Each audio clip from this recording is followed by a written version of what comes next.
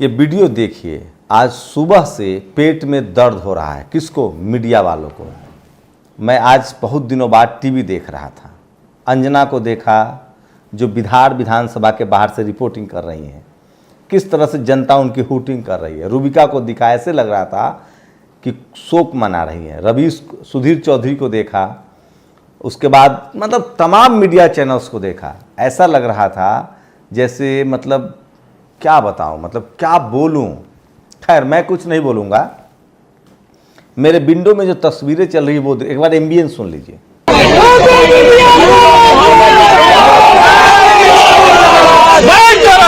सुना आपने? ये पटना का वीडियो है। ये अंजना ओम कश्यप हैं, रिपोर्टिंग करने गई थी। किस कदर लोग इनसे नाराज है सोचिए। इस देश की 90% आबादी टीवी अखबार से नाराज है, क्योंकि उसको लगता है कि ये लोग जातिवादी हैं, मनुवादी हैं, ब्राह्मणवादी हैं और आरएसएस बीजेपी के प्रवक्ता हैं। नमस्कार, मैं शंभू कुमार सिंह और आप देख रहे हैं नेशनल दस्तक। आज पेट में मरोड़ उठ रहा है मीडिया वालों का, लेकिन तेजस्वी और नीतीश जी का क्या है प्लान, वो मैं बताऊंगा कि आज जो गठबंधन हुआ है, कल जो नीतीश कुमार शपथ लेंगे, इसका 2024 में जो लोकसभा चुनाव है उसमें क्या होने वाला है, और 2025 में जो विधानसभा चुनाव है उसमें क्या होने वाला है। लेकिन उससे पहले थोड़ा इस जातिवादी मनुवादी मीडिया का वीडियो देख लीजिए।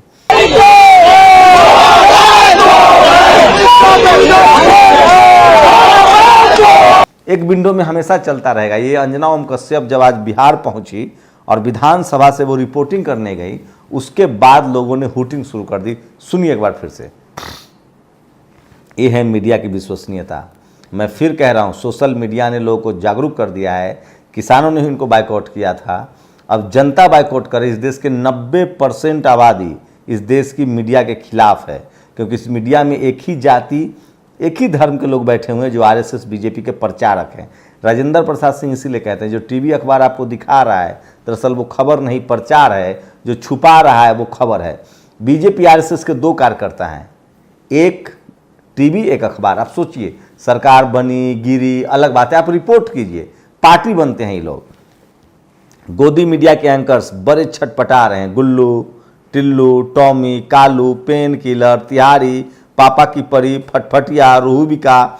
ये मेरी भाषा नहीं है, ये इस देश के एक रिटायर्ड पूर्व आईपीएस की भाषा है। कितनी नाराजगी है लोगों में। फटफटिया, रूबिकी, सब के सब। सुरेंद्र प्रताप सिंह ने ट्वीट किया है, तो आप अंदाजा लगे कि मीडिया की क्या भूमिका है। दिलीप मंडल लिखते हैं, लालू के जेल में मरने तक बनाए रखने की व्यवस्था जज अरुण मिश्रा ने की। मिश्रा के बाद हरगोविंद मिश्रा भी जज थे। ये सोचिए किस तरह से इस देश में जातिवाद काम करता है और बिहार से वहाँ का रास्ता मिलेगा। अरुण ने सुप्रीम कोर्ट कोलेजियम में रहते हुए भाई विशाल को भी हाईकोर्ट का जज बना दिया। रिटायरमेंट के बाद इनाम के तौर पर मोदी ने इनको एनएचआरसी का चेयरमैन बनाया। सोचिए नीतीश कुमार के लिए किस तरह की भाषा का इस्तेमाल कर रहे हैं लोग। पलटू राम, पलटू। और जो बीजेपी खरीद के बना रही थी वो मास्टर स्ट्रोक है। तो ये मैं बार बार कह रहा हूँ, जिसको टीवी अखबार खराब कहे वो अच्छा है, जिसको अच्छा कहे वो खराब है। एकदम मंत्र बांध लीजिए। किसी एंकर के लिए मुर्दाबाद के नारे लगाना गलत है, इसकी निंदा होनी चाहिए। सोचिए, अंजना ओम कश्यप, एक पत्रकार के लिए उसकी विश्वसनीयता बहुत ज़रूरी होती है।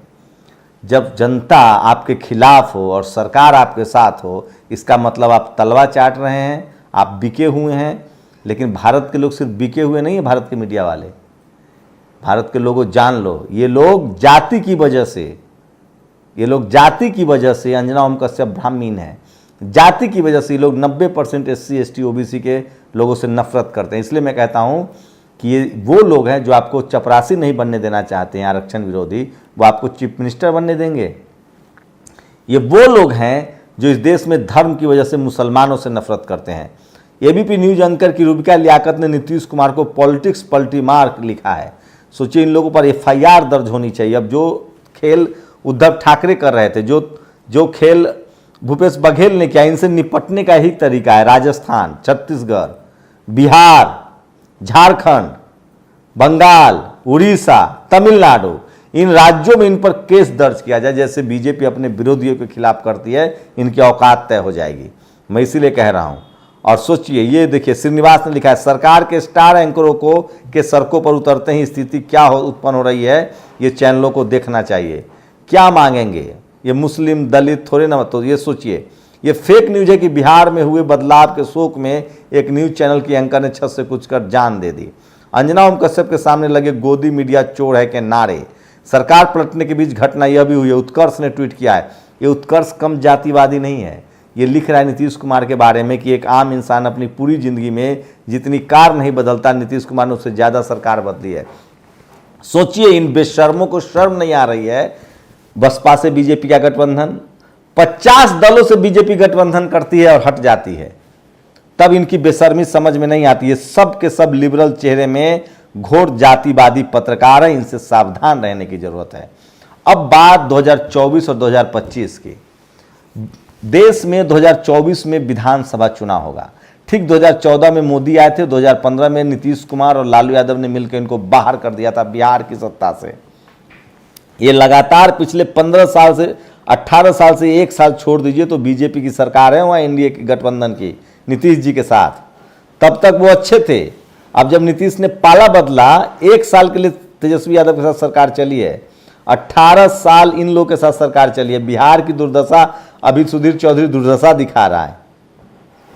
लालू यादव, कर्पूरी ठाकुर से पहले बिहार में कौन सा गंगा बह रही थी और किस राज्य में गंगा बह रही है बताइए ना। गुजरात सोने की चिड़िया है। कौन सा राज्य है जिसको ये तमिलनाडु, वो तमिलनाडु जो है वो मॉडल स्टेट हो सकता है, दिल्ली भी मॉडल स्टेट हो सकता है। और बताइए ना किसने कौन सा गुल खिला रखा है। ये भ्रष्ट बेईमान टीवी अखबार वालों की नकेल टाइट होनी चाहिए। तमाम बातचीत, अब मैं अंदर की खबर बता दूं, बातचीत ये हुई है कि नीतीश जी प्रधानमंत्री के उम्मीदवार होंगे। 2024 में लोकसभा चुनाव के समय वो लोकसभा चुनाव लड़ेंगे मुख्यमंत्री के तौर पे। उसके बाद वो मुख्यमंत्री की गद्दी, चाहे वो प्रधानमंत्री बने नहीं बने, वो तेजस्वी यादव को मुख्यमंत्री बनाएंगे। तेजस्वी यादव के नेतृत्व में बिहार का 2025 का विधानसभा चुनाव होगा। लेकिन एक बात तो तय है कि नीतीश कुमार अगर प्रधानमंत्री के कैंडिडेट बनते हैं तो वो एक ऐसी शख्सियत है जिनके नाम पर ममता बनर्जी हो, मायावती जी हो, अखिलेश यादव हो, स्टालिन हो, नवीन पटनायक हो, ममता बनर्जी हो, कांग्रेस हो, सबकी सहमति होगी। पिछड़े वर्ग से आते हैं, 60% आबादी वाला कम्युनिटी से हैं, पिछड़ा वर्ग की आबादी 60% है। मोदी से ज़्यादा मुख्यमंत्री का अनुभव है, ज़्यादा पढ़े लिखे हैं, परिवारवादी नहीं हैं, उन पर कोई भ्रष्टाचार का दाग नहीं है और सोशल जस्टिस की समझ है। सांस्कृतिक रूप से बुद्धिस्ट हैं। बिहार में जितने भी, सोचिए, अशोका कन्वेंशन सेंटर गांधी मैदान में, राजगीर, नालंदा, पूरा बुद्ध सर्किट, बुद्धिस्ट भी हैं, आइडियोलॉजिकली सोशल जस्टिस को मानने वाले हैं, फूले पेरियार अंबेडकर की आइडियोलॉजी को समझते हैं। तो तमाम वो गुण है जो हम लोग बहुजन नेता में खोज रहे हैं। उसके बाद ये भी है कि मायावती जी का बहुत सम्मान करते हैं। हो सकता है मायावती जी और नीतीश कुमार में कोई एक प्रधानमंत्री का चेहरा हो, स्टालिन भी हो सकते हैं। तो ये 2-3 लोग हैं जिसमें एक पर सहमति बनेगी। ममता बनर्जी भी हो सकती हैं, लेकिन फिलहाल SC ST OBC माइनॉरिटी, कोई दलित पिछड़ा आदिवासी अब इस देश का प्रधानमंत्री होगा। नीतीश कुमार के बड़े चांसेज हैं या मायावती जी के बड़े चांसेस है। तो 2024 में जिस तरह के वॉक ओवर मिलना चाहिए बीजेपी को, वो नहीं मिलेगी। 2025 में तेजस्वी यादव फुल फ्लेज मुख्यमंत्री बन जाएंगे, ये इस गठबंधन के बाद तय है। वही दूसरी सबसे बड़ी बात है, अगर 2024 में मोदी नहीं हटते हैं तो फिर थोड़ी मुश्किल हो जाएगी, क्योंकि एक बात तो तय है कि बीजेपी जिस तरह से चुनाव लड़ती है, साम दाम दंड भेद, वो सब नीतीश कुमार जानते हैं। उनको पता है कहाँ किसकी नस दबी हुई है, चुनाव आयोग कैसे काम करता है, ईडी कैसे काम करती है, CBI कैसे काम करता है। तो अब नीतीश कुमार को कम से कम डैमेज कंट्रोल की चिंता नहीं है। रही बात जांच की, तो अब वो दौर खत्म हो गया जब आप किसी नेता को पर जांच छोड़ देते थे और जनता उसको मान लेती थी।